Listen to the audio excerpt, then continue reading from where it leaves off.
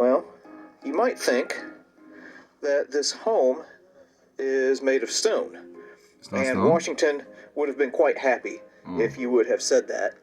This is actually all made of wood. Wood. That is cut to look like stone. Oh. And then whenever they painted it, Well, they would throw sand on it to kind of give it this rough, construction stone-looking techniques. texture. Yeah, texture. This By is a putting process sand on called it, wood to make it look like that. rustication. Rustication. Interesting. Pretty fascinating. Look at the house. Look at the thing. Look at this thing. That's George Washington's house. We just got in here into the Mount Vernon home. Thank you. And the area that I'm standing in now is called the Central Passage. So Central as you would have Passage. walked in through this door, one of the enslaved individuals that lived here, a gentleman by the name of Frank Lee, would have greeted you.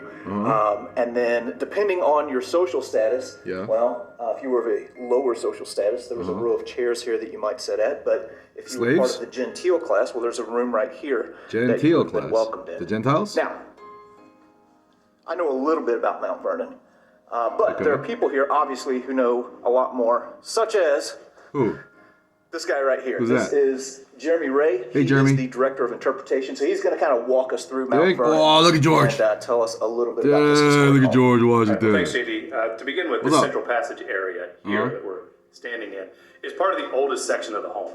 The whole house is original, but when George Washington inherits the property, moves in 1754, it consisted of this passageway and these two rooms on either side of us. Oh, there's the a two half-story rooms? garret space above as well, and George Washington expands the home into the 21-room mansion it is today. 21-room mansion? As you mentioned, Frank Lee, the 7 times 3? This doorway.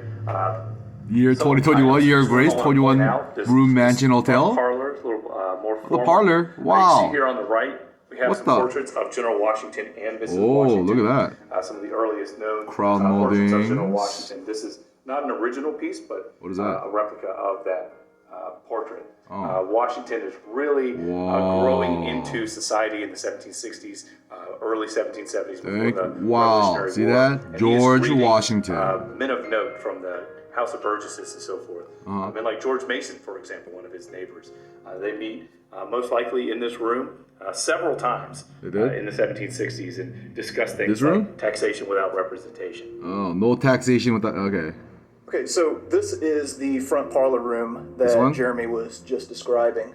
And typically it's closed off to tours, but they told me that if I took off my shoes and we get to go in? that I could come in here. Nice. But man, you can just imagine the conversations that took place I in this room. I'm trying to. Look at this. Conversations that really helped to shape Can you imagine the types of conversations happening in George Washington's living room? Look at that. Wow, history. Look at this. The other parlor over here is a little bit more of a family space. Okay. We're currently doing some preservation restoration work in here. Thank you.